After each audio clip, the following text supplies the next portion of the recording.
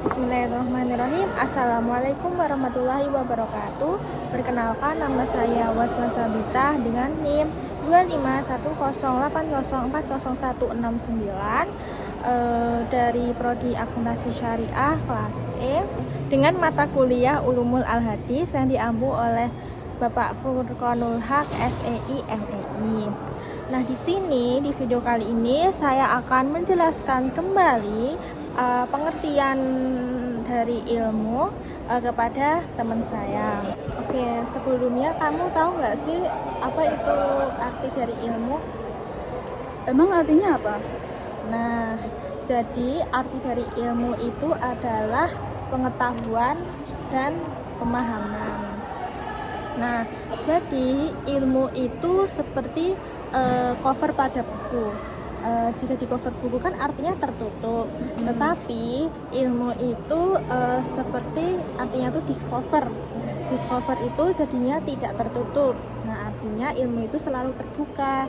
Karena kenapa terbuka ya, karena kita bisa mendapatkan ilmu itu dimanapun berada, seperti di buku ataupun sekarang zaman yang makin berkembang teknologinya seperti di HP, di media sosial, ataupun di perangkat lainnya. Dari sini aku akan menjelaskan ilmu dari bahasa Arab seperti yang ada di sini. Ilmu, tahu kan ada 3 ini. Jadi misalnya ini bentuk pertama tuh seperti bentuk apa? Jadi seperti bentuk terbuka, jadi ainnya tuh terbuka terus. Tadi kan udah aku jelasin ilmu itu kan selalu terbuka, seperti kita selalu makan dan minum itu terbuka mulutnya ya kan, terbuka mulutnya. Selanjutnya itu ada bentuk dari lam itu ke atas ya, seperti kita di atas tuh kita selalu menyembah kepada Allah, kita harus bertuhan kepada Allah. Kenapa? Seperti ini guru emang mencari ilmu, maksudnya tuh kayak guru tuh emang udah ada ilmunya sendiri? Enggak kan? Jadi itu guru tuh mendapatkan ilmu ya karena udah dikasih sama Allah. Nih aku ceritain dari kisahnya Rabi bin Sulaiman. Kamu tahu nggak sebelumnya itu siapa? Nah, jadi Rabi bin Sulaiman itu muridnya Imam Syafi'i. Nah, pada masa itu Rabi bin Sulaiman tuh lagi diajarkan pelajaran yang disampaikan oleh Imam Syafi'i. Tetapi Rabi bin Sulaiman tuh malah dijelasin berulang kali tuh malah tidak paham. Nah, sampai tahu nggak Imam Syafi'i itu sampai berulang kali menjelaskan kembali ke Rabi bin Sulaiman itu berapa kali? Sampai 40 kali. Nah, sampai sebanyak itu Rabi bin Sulaiman pun meninggalkan majelis tersebut. Kenapa? Ya karena merasa malu. Kok aku merasa malu tuh karena ya dijelaskan berulang kali kok malah enggak paham-paham. Nah, setelah Rabi bin Sulaiman meninggalkan majelis, Imam Syafi'i pun menemui kembali kepada Rabi bin Sulaiman berdua. Dan setelahnya itu Imam Syafi'i itu bertanya, kenapa kamu kok nggak sampai paham-paham, padahal udah aku jelasin kembali. Nah, tapi sampai bertemu hanya 2 orang itu, tetap saja Rabi bin Sulaiman tidak paham.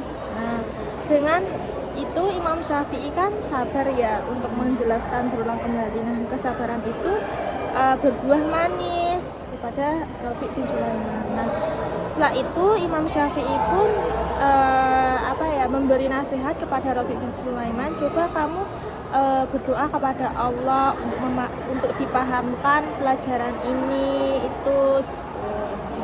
Setelahnya Rabi bin Sulaiman itu memiliki banyak meriwayatkan ucapan dan karya-karyanya Imam Syafi'i. Nah, setelah itu pun Rabi' bin Sulaiman adalah menjadi seorang ulama fikih dan ulama fikih dan hadis. Nah, setelah itu tidak kurang dari 200 orang dari berbagai negeri pun berguru kepada Rabi' bin Sulaiman untuk mengambil riwayat ilmu dari Imam Syafi'i.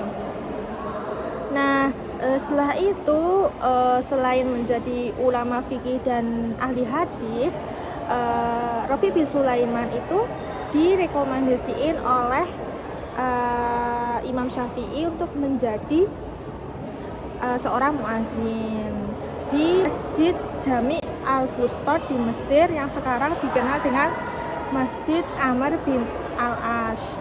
Nah, menjadi seorang muazin pun harus menjadi orang yang amanah dan bertanggung jawab yang baik. Itu adalah keutamaan yang paling besar.